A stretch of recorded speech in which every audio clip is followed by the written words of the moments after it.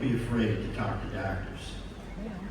I don't know if you heard about it, but a lot of doctors are employees of corporations now, or employees of hospitals, and they don't get to really treat you the way they would like to. They're being controlled by dictates, according to profit loss statements, and so there's a lot of frustration among doctors now, and there's a lot of burnout among doctors.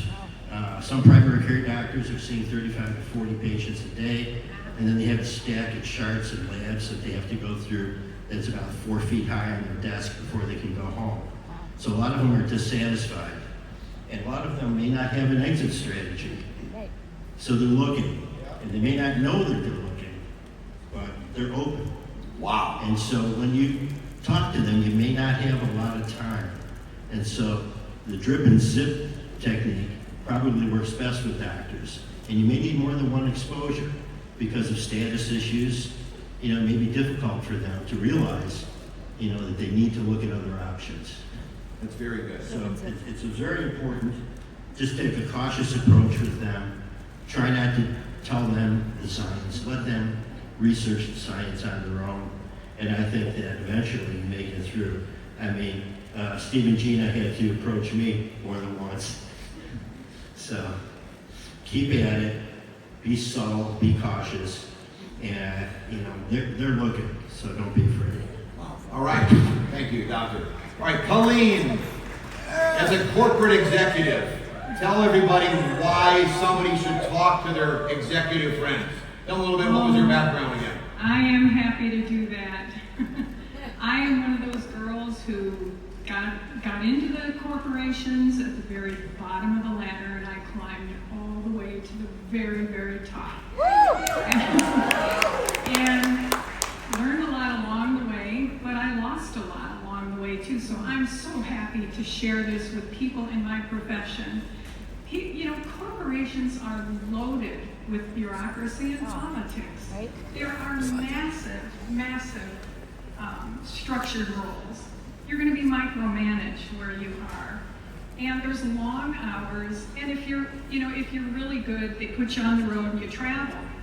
And I retired 3 years ago when I was 70, and that takes a toll on you.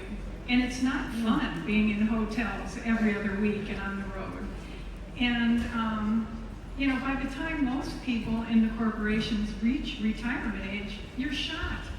Because if you're really good, you have so much stress and pressure on you to perform, because they pay you usually in 100% commission, because that's incentive.